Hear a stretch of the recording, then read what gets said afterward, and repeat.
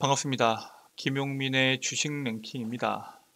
저희 주식 랭킹에서는 개인 투자자분들께서 증시 현 시점 반드시 주목하셔야 되는 내용과 그에 따른 수혜 종목군들에 대해서 자세하게 설명드리고 있습니다. 오늘 영상도 시청해 주셔서 정말 감사드리고요. 본격적으로 오늘의 영상 시청하시기 전에 영상 하단부에 있는 구독 버튼, 옆에 있는 좋아요 버튼 한 번씩만 누르고 영상 시청해 주시면 감사드리겠습니다. 그리고 저희 주식 랭킹 채널은 여러분들의 사랑으로 성장하는 채널입니다.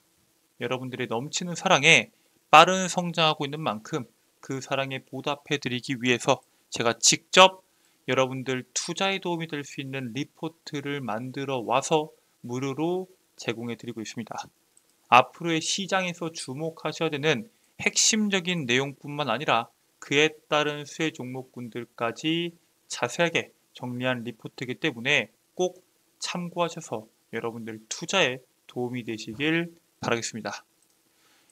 자, 그러면 바로 오늘의 본 내용으로 넘어가서 오늘 여러분들께 말씀드릴 종목은 바로 제약바이오 산업에서 가장 주목하셔야 되는 기업입니다. 최근까지 유한양행, 알테오젠 등 제약바이오의 강한 시세가 나온 종목군들이 있었는데 해당 종목군들이 아닌 9월달부터 본격적으로 급등이 나와줄 수 있는 종목에 대한 내용을 자세하게 설명드릴 예정이니까 오늘 영상 꼭 끝까지 집중하셔서 시청해 주시길 바라겠습니다. 자, 일단 가장 큰 이슈를 먼저 체크해야겠죠. 이번에 미국 대선에 대한 일정이 얼마 남지 않은 시점에서 TV 토론이 진행이 됩니다. 과거 대선에 비해서 이번에 선거는 증시에 굉장히 큰 영향을 줄 것이다 라고 분석이 되고 있는데 이러한 내용들이 나오고 있는 사이에 두 후보가 TV토론에서 격돌을 합니다. 1시간 30분 동안 정책에 대한 내용들이 나올 텐데 선거가 지금 8주 정도 남았죠. 아직 2달째 남지 않았는데 토론으로 초박빙의 판세, 즉 지금 트럼프와 해리스에 대한 지지율이 플러스 마이너스 1%, 즉 오차 범위 내에서 움직이고 있기 때문에 여기에서 어떤 결과가 나오냐에 따라서 결정적으로 영향을 줄 수 있다라고 시장이 평가를 하고 있습니다. 두 후보 간의 정책 차이가 극명하게 갈리고 있죠. 트럼프 같은 경우에는 석유를 미친 듯이 찍어내서 에너지를 저렴하게 사용하겠다. 해리스 같은 경우에는 바이든 정부에서 지금까지 밀어붙였었던 친환경에 대한 내용들까지 포함해서 정책들이 나오고 있으며 거기에 따라서 어떤 결과가 나오냐에 따라 주도주가 바뀔 수가 있다라고 보고 있습니다. 다만 두 후보 모두 다 기존에 강조했었던 정책에 반하는 모습을 보이는 것도 사실입니다. 해리스 같은 경우에는 원래 전기차를 굉장히 지지했었는데 전기차 의무화를 지지하지 않는다 이런 식으로 이야기하고 있고요. 트럼프 같은 경우에는 원래 이 대마 엄벌론자였죠. 그런데 뭐 21세 이상의 기호용 대마를 어떻게 하겠다 긍정적인 내용들이 나오고 있습니다. 즉 어떻게든 지지율을 확보하기 위한 움직임을 보이고 있기 때문에 이번 TV토론에서도 지지율을 확보하기 위한 정책들이 생각보다 많이 나올 수 있습니다. 사실 많이 나오지 않는다고 하더라도 우리가 주목해야 되는 것들은 정해져 있습니다. 한쪽에 치우쳐져 있는 정책 말고 공통적인 키워드에 대해서 우리가 주목해 볼 필요가 있습니다. 크게 세 가지가 있죠. 첫 번째, 중국 견제입니다. 민주당, 공화당 누가 되든 간에 중국에 대한 견제는 지속될 거고요. 두 번째가 약가 인하입니다. 지금 미국에서 가장 큰 문제 중에 하나가 약에 대한 가격이 너무 비쌉니다. 특히 미국처럼 이 GDP가 높은 국가에서 특히나 지금 베이비부머 세대들이 은퇴를 하고 있는데 그런 은퇴하는 사람들이 약에 대한 소비가 지출이 늘어나고 있습니다. 그런데 이 약에 대한 가격이 워낙 비싸다 보니까 약가 인하에 대한 내용들이 나오고 있고요. 미국의 일자리를 더 만들고 더 자국에 집중하기 위한 리쇼어링 정책까지가 현재 3대 키워드로 주목을 받고 있습니다. 세부적인 정책 방향은 상이한 면도 있지만 사실 넓게 보면은 민주당, 공화당이 비슷한 방향성을 제시하고 있습니다. 중국에 대한 견제, 가격이 비싼 약가를 인하 미국의 일자리를 더욱 창출해 줄 수 있는 리셔링 정책 자체가 시장에서 핵심이다 보고 있고요. 이 중에서 당연히 우리나라가 주목해야 되는 것은 약가 인하뿐만 아니라 중국에 대한 견제로 수혜를 받을 수 있는 제약바이오입니다. 바로 바이오시밀러에 대한 사용 확대에 대해서 주목해 볼 필요가 있고요. 중국에 대한 규제로 K제약바이오가 수혜를 볼 수 있는 것은 사실입니다. 하지만 그냥 가만히 있으면은 그 수혜를 다른 기업, 다른 국가의 기업들에게 뺏길 수가 있습니다. 그래서 치밀하게 전략적인 판단을 가지고 준비하고 있는 기업들만이 수혜를 볼 것으로 기대하고 있습니다. 자, 그러면 우리가 일단 미국이라는 나라의 제약바이오 시장이 어떤 식으로 운영되는지 먼저 알 필요가 있겠죠. 우리나라 같은 경우에는 전 국민이 의료보험을 택하고 있습니다. 그래서 이 의약품에 대한 가격이 왜 이렇게 비싼지에 대해서 인식하지 못하죠. 하지만 이 미국 같은 경우 보험 체계를 가진 미국은 시장 구조가 우리나라랑 완벽하게 다르기 때문에 이 구조를 이해하지 못하면은 사실 이 시장 자체에 진입하기가 굉장히 어렵다라고 볼 수 있습니다. 의약품 특성 그리고 환자의 유형에 따라서 물리적인 유통 구조가 달라지기도 하고요. 환자가 어떠한 보험을 가지고 있냐에 따라서 그 환자가 처방받으려는 약 자체가 가격 자체가 달라질 수 있습니다. 즉, 이 제약바이오 입장에서는 이 모든 사항을 고려해야지 미국 시장에서 실적을 더 높게까지 올릴 수 있고요. 미국 시장은 크게 두 가지로만 보면 됩니다. 첫 번째, 신약을 개발하는 브랜드. 두 번째, 제네릭 의약품입니다. 우리가 신약 같은 경우에는 우리나라에서는 사실 이 약가가 어느 정도 정해져 있기 때문에 보험으로 가격이 감쇄되기 때문에 신약에 대한 메리트가 많이 떨어집니다. 근데 미국 같은 경우는 어때요? 신약을 개발하게 되면은 독점 판매권을 행사할 수 있기 때문에 엄청나게 많은 돈을 벌어들일 수 있습니다. 그래서 연구개발의 비용이 많이 들어간다고 하더라도 거의 회수할 수가 있습니다. 그런데 지금 미국에서 약가 인하에 대한 흐름이 이어지고 있죠. 즉, 복제약에 대한 내용들, 제네릭에 대한 의약품에 대한 내용들이 시장에서 주목받고 있다라고 보시면 될 것 같습니다. 실제로 미국 정부가 IRA에 따라서 약가 인하 대상이 되는 10개 의약품 약가를 최고 79%까지 인하를 때려버립니다. 65세 이상 고령자와 장애인을 대상으로 한 메디케어 가격 협상 인하 약품은 9년 이상 복제약이 출시되지 않았고요. 13년 이상 바이오시밀러가 출시되지 않은 약품입니다. 이런 약품에 대해서 약가를 강제적으로 인하시키고 있고요. 실제로 지난 8월에 바이든 대통령은 해리스 부통령과 하나의 연설에서 우리는 마침내 빅파마를 이겼다라고 언급을 할 정도입니다. 근데 사실 이게 하나의 리스크가 있긴 합니다. 만약에 약 가격을 강제적으로 낮추게 된다면은 신약을 개발하는 기업들, 빅파마 기업들이 굳이 신약을 개발할 필요가 없겠죠. 즉, 이 개발 자체가 굉장히 더뎌지게 되고 당연히 시장의 규모가 축소될 수 있다는 문제가 있습니다. 하지만 결국에는 미국에서 이 비싼 약 가격 자체가 문제가 되고 있기 때문에 약가 인하를 향한 움직임이 빨라질 수밖에 없고 기업들의 복제약 그리고 바이오시밀러를 위한 준비들이 서둘러지고 있는 상황이다 라고 보시면 될 것 같습니다. 자, 그러면은 약가 인하를 위해서 지금 정부가 움직이고 있고 그 약가 인하에 맞춰서 바이오시밀러나 복제약들을 만들어서 조금 더 저렴한 약품을 판매해서 실적을 올리려는 움직임들도 있지만 사실 우리가 또 주목해야 되는 내용이 하나 더 있습니다. 바로 중국에 대한 규제입니다. 중국에 대한 규제 중에서 가장 대표적인 법안이 있죠. 바로 생물보안법이 있습니다. 미국 의회가 중국 바이오 기업을 겨냥해서 추진 중인 생물보안법이 이번에 미국의 하원을 통과했습니다. 미국 상원에서도 이를 지지하고 있는 만큼 최종 통과가 멀지 않았다라는 평가인데 만약에 상원에서 해당 법안을 국방수권법에 포함시킬 가능성이 굉장히 높은데 만약에 이 국방수권법 NDA에 포함될 경우에는 표결 자체가 11월 이후에 열릴 것으로 전망이 되고 있습니다. 국방수권법은 쉽게 말해서 국가에 대한 안보나 이런 부분에 대해서 굉장히 중요한 정책, 법안 자체를 말을 하는 거고요.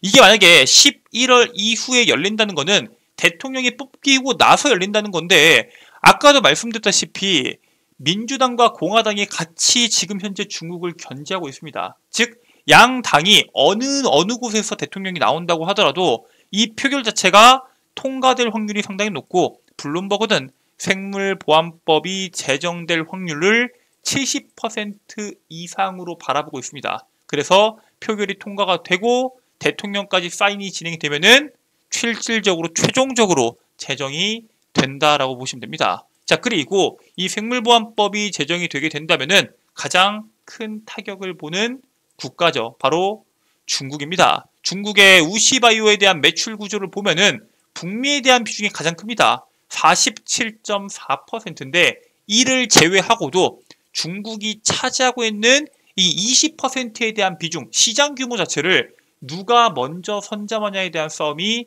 굉장히 치열해질 겁니다. 당연히 이 시장에 한국 기업들만 뛰어드는 게 아니겠죠. 중국이 빠져나간 자리에 한국, 유럽, 일본, 수많은 국가들이 뛰어들 겁니다. 그래서 제가 아까 전에 여러분들께 설명드렸던 내용 중에 하나가 가만히 있으면은 시장에서 돈을 벌 수는 없다. 결국에는 치밀하게 전략적인 판단을 가지고 준비하는 기업만이 수혜를 볼 것이다 라고 말씀드렸던 이유가 바로 여기에 있습니다. 그래서 국내 기업들이 뛰어들고 있죠. 2029년도까지 60조 시장으로 성장하는 CDMO 시장을 공략하기 위해서 셀트리온을 포함한 대형 바이오 기업들이 참전을 시작합니다.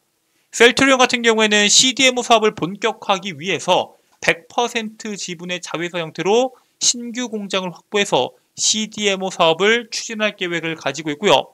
SK바이오사이언스, 대웅바이오, 그리고 종근당 홀딩스의 자회사인 경보제약 등은 수백억에서 많게는 조 단위 투자까지 준비하고 있습니다. 국내 기업들 중에서는 지금 이미 수많은 기업들이 참전하고 있는데 결론적으로 현재 가장 먼저 앞서 나갈 기업을 우리가 보려면은 이미 CDMO 시장에서 자리를 잡고 있는 그리고 검증된 기업들을 1순위로 보실 필요가 있다라고 말씀을 드리고 그 대표적인 기업이 바로 바이넥스입니다. 바이넥스 같은 경우에는 EU GMP 트랙 레코드만을 보유하고 있고 바이넥스가 CDMO 중에서 글로벌 고객사의 선택을 받을 가능성이 가장 높다라는 평가들이 같이 나오고 있습니다. 이 바이넥스의 주 고객사가 셀트리온입니다. 셀트리온의 바이오시밀러를 생산을 위해서 FDA에 대한 실사를 받고 있고요. FDA와 EMA에 대한 기준을 모두 충족하는 글로벌 CDMO 반열에 등극할 것으로 전망이 됩니다. 아시아 기업 중에서는 최초가 될 것으로 보고 있고요. 바이넥스 같은 경우에는 다양한 플랫폼으로 유연한 서비스가 가능한데 특히나 가장 수요가 높은 동물세포 배양 설비 4,500리터 4개 제조 스위트를 보유하고 있고요. 미생물세포 배양 설비는 500리터짜리 1개, 완제 의약품 필 피니시 설비도 1개를 보유하고 있는 시장에서 파이프라인을 가지고 있는 대표적인 기업입니다. 그래서 앞으로의 시장에서 본격적으로 주목을 받기 전에 여러분들께서 미리 주목하셔야 되는 기업은 바로 바이넥스입니다. 방금 말씀드렸던 미국과 유럽으로부터 글로벌 의약품 제조 품질 관리 기준을 인증을 받아서 아시아에서 유일한 위치를 선점하고 있고요. 대형 고객인 셀트리온의 선택으로 인해서 글로벌 잠재 고객들 입장에서는 야, 쟤네가 셀트리온의 대표적인 고객사구나라는 것을 인지할 수 있기 때문에 상당한 레퍼런스로 활용할 수가 있습니다. 그리고 미국의 생물보안법으로 인해서 중국을 대체할 수 있는 기업을 고를 때 그냥 막 뽑지 않겠죠. 당연히 이 미국이나 유럽 등 인증을 받은 기업 혹은 글로벌 대형 기획사를, 대형 고객사를 보유하고 있는지 그리고 실질적으로 상업 생산에 대한 경험이 있는지 몇 가지에 대한 조건이 필요한데 이 세 가지 요인이 핵심입니다. 그런데 바이넥스는 이 세 가지 핵심 요인에 모두 충족되는 대표적인 기업이다 라고 보시면 되기 때문에 여러분들께서 바이넥스에 대한 주가 움직임이 본격적으로 나오기 전에 미리 선점하셔서 투자하실 필요가 있다라고 말씀을 드립니다. 자, 이렇게 여러분들께서 지금 현 시점에서 유한양행 말고 다음으로 주목해야 되는 제약바이오 기업이 어디가 있는지에 대해서 설명을 드렸는데 해당 내용 말고도 현 시장에서 주목해야 되는 내용들을 제가 정리한 리포트를 여러분들께 제공해 드린다 라고 말씀을 드렸죠. 지금부터 해당 리포트 어떻게 다운로드 받는지에 대해서 설명드리도록 하겠습니다. 자, 일단 여러분들께서 지금 보고 계신 영상의 하단 부분을 보시면은 더보기 버튼이 있을 겁니다. 더보기 버튼을 클릭해 주시고요. 김용민 대표의 장중 텔레그램 링크가 있을 겁니다.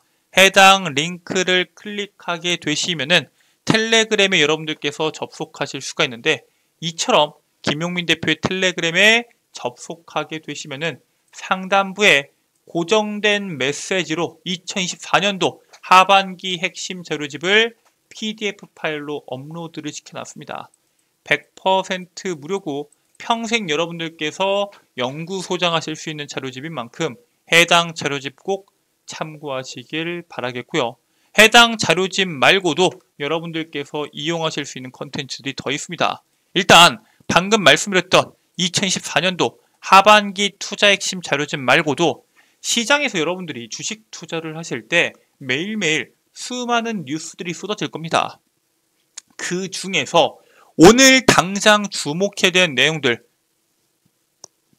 그리고 그에 관련된 관련주들을 뭘 봐야 될지 모르실 텐데 제가 매일매일 여러분들께 오늘 시장에선 어떤 이슈를 봐야 되는지 그에 따른 관련주는 뭐가 있는지에 대해서 자세하게 설명드리고 있고요.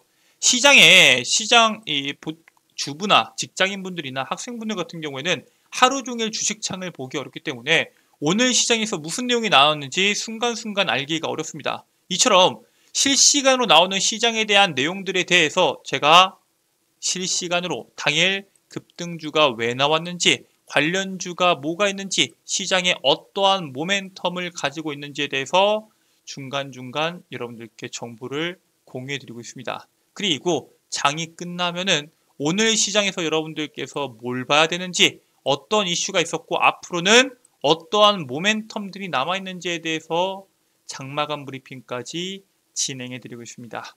여기에 있는 모든 내용들 100% 무료로 여러분들께 제공해 드리고 있고요. 평생 여러분들께 무료로 제공해 드리는 텔레그램 방이기 때문에 시간 내셔서 해당 텔레그램 참고하시고 투자에 도움이 되시길 바라겠습니다.